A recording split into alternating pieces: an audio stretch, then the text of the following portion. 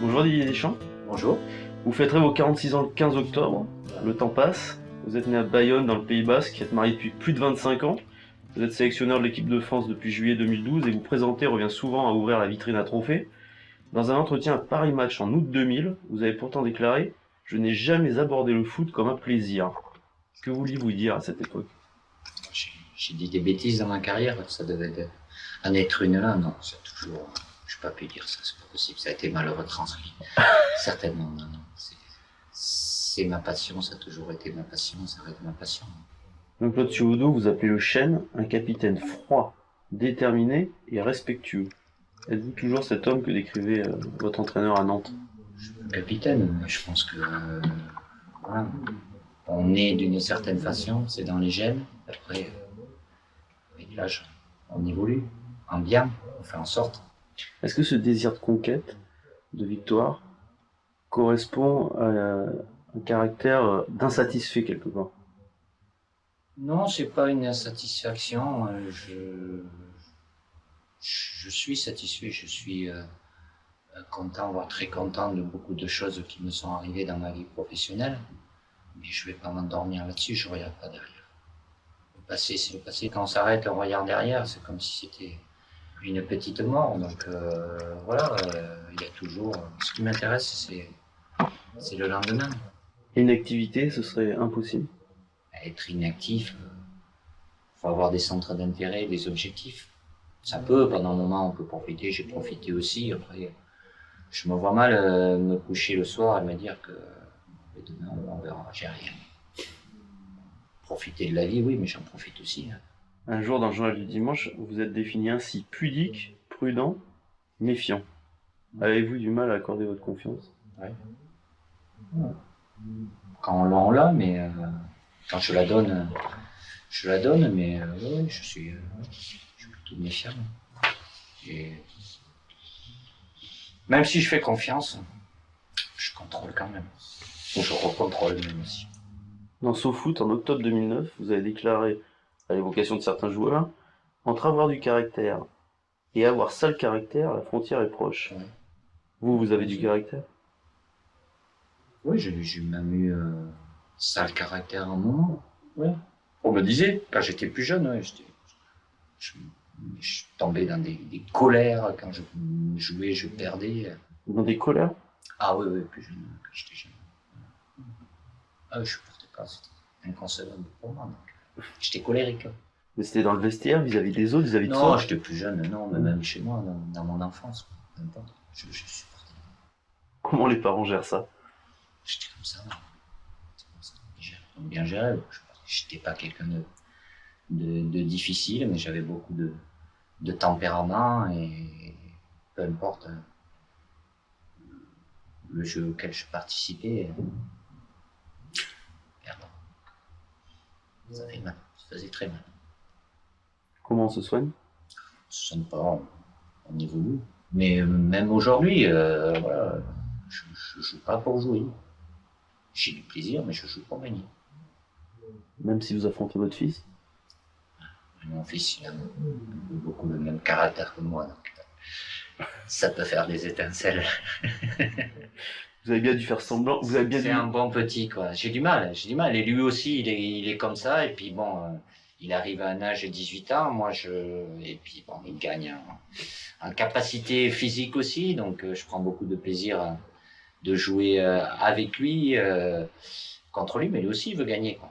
Mais à la fin, il n'y en a qu'un, quoi. Donc, Quand il était petit, rassurez-nous. non, Vous avez bien dû petit, faire non. exprès de perdre un peu quand même. Petit, oui. Ouais, quand même. Ah, non, il a 18 ans. C'est un petit homme, donc. Non, mais je fais attention, j'essaie de relativiser. Vous parlez rarement de votre famille, qui est très discrète. C'est le choix. Voilà. Pourquoi? Dans ma carrière de joueur, c'était comme ça aussi. C'est une forme de protection aussi. J'ai une vie publique, après ma vie privée, elle regarde que moi, que nous. J'aime pas, j'ai pas ouvert la porte et je l'ouvrirai jamais. Votre fils Dylan, qui a donc 18 ans, est quand même, on le sait, un petit génie de l'informatique. Oh, génie, non. Ça va, il s'est débrouillé. Hein. Il a des centres d'intérêt. Il vit sa vie. Pas à travers moi, mais il vit sa vie pour lui. Comment vous Vous avez pu le gérer justement. C'est plus ma femme qui a géré ça, surtout. Je voulais évoquer votre rapport aux médias et à votre image.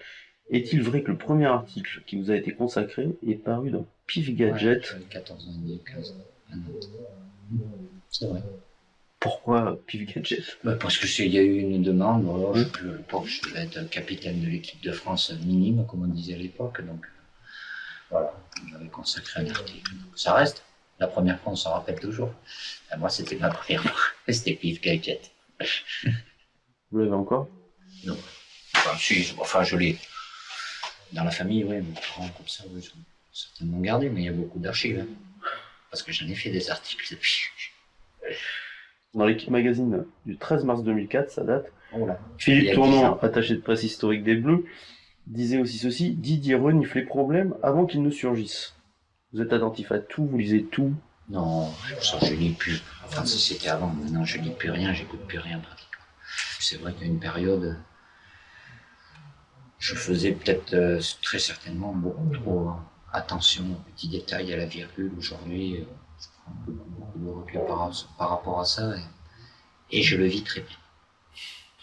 Et être au courant de tout, Pas de tout, du quasiment maximum tout. de choses. Oui, Ça bah, parce nécessite- que je connais beaucoup de monde, donc après j'ai pas besoin d'être dans un endroit pour savoir ce qui se passe.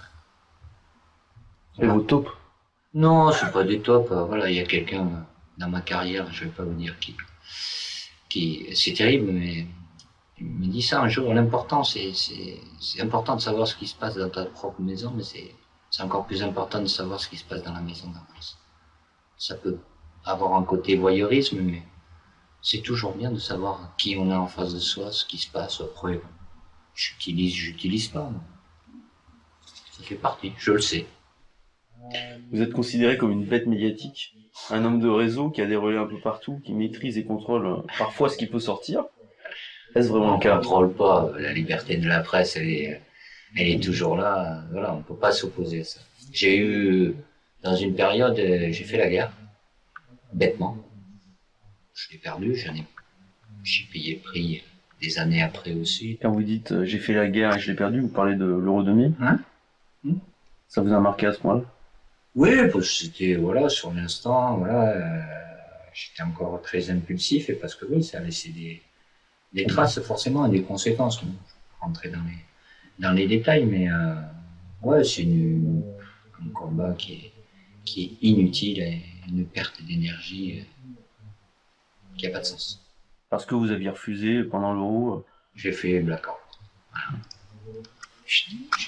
J'étais bien sur le moment, je l'ai bien vécu. Voilà. Je me suis fait un petit plaisir sur le moment, mais ça a été moins. C'est comme ça. Dans SoFoot, en octobre 2009, vous aviez aussi déclaré je pèse mes mots en permanence. Comme je le fais là. Hein. N'est-ce pas fatigant? Non, c'est pas facile. C'est un exercice. Quand je parle, je sais les mots que j'utilise, mais je pense déjà aux mots qui vont venir. C'est un exercice. Mais ça me fatigue pas. Mais je suis concentré. Vous avez aussi dit un jour enfant, j'étais muet. On a du mal à le croire. J'ai pris l'usage de la parole. Depuis, je me suis bien rattrapé. Très très vite, finalement. Jusqu'à l'adolescence, on vous a confié des responsabilités. Très vite. J'ai eu que 15 ans. 15 premières années, j'avais une vie normale entre guillemets. Quand je suis rentré au centre de formation de Nantes, j'ai basculé par choix dans un autre monde. C'est un souvenir douloureux, mais comment, à 16 ans, on est capable d'avoir la maturité pour aller voir Marcel Desailly et lui dire C'était un peu plus tard. C'est comme ça, après c'est que son demi-frère est décédé. Ouais, mais ça fait partie des choses.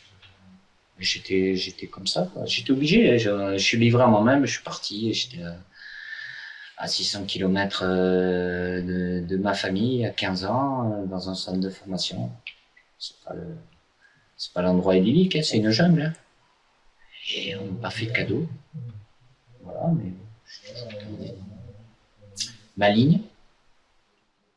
Pas de cadeau. Or, quand on lit tout ce qui est écrit sur vous, on a l'impression que tout a été facile finalement. Oui, j'ai la cuillère en argent tout de suite. Non, mais c'est normal, je bascule, j'ai plus mon environnement, mon équilibre familiale, je passe de la campagne, entre guillemets, à la vie bourgeoise ou à la grande ville, Nantes, centre de formation. J'arrive, j'ai 15 ans, je suis avec des mecs qui ont 2, 3 ans de plus que moi, qui ont leur rabâché les oreilles qu'il y a un phénomène qui va arriver. Ah, mais bonjour le phénomène, moi j'ai arrivé, j'ai pas compris au début, mais ça m'a endurci aussi. Et puis après, j'ai été naturel pour me faire accepter. Les premiers mois ont été assez pénibles et assez renfermé sur moi-même. Je suivais mes études, je passais beaucoup de temps dans ma chambre.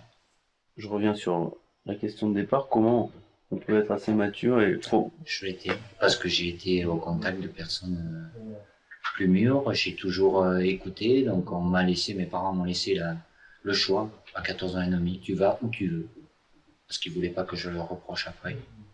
C'était plutôt une bonne chose. C'est pas toujours le cas. Ça l'est peut-être encore moins maintenant. Il n'y a pas eu, même si c'était pas les mêmes sommes, il n'y a pas eu un choix financier. Autrement, je serais pas allé à Nantes. Et pourtant, c'était quelque chose d'important pour eux. On manquait de rien, mais on n'avait pas rien en superflu non plus, mais ils m'ont laissé. Et j'ai décidé. Donc, j'ai déjà décidé à 14 ans et demi de ma vie. On voit toujours la belle vie de Didier Deschamps. On parle très rarement des drames que vous avez pu avoir, et notamment de la perte de votre frère dans un accident d'avion. C'est une chose sur laquelle, pareil, vous avez fait blackout. J'en parle C'est ma pas. vie. Ça fait partie des choses atroces de la vie, mais ça ne regarde pas le grand public. Chaque personne peut en avoir. Voilà, c'est ma vie, ça ne regarde pas les autres. Et sans du tout entrer dans ces détails, Je ça n'en construit. pas. Oui, je sais. Ça construit la personnalité de quelqu'un. Je ne sais pas si ça construit. On vit avec.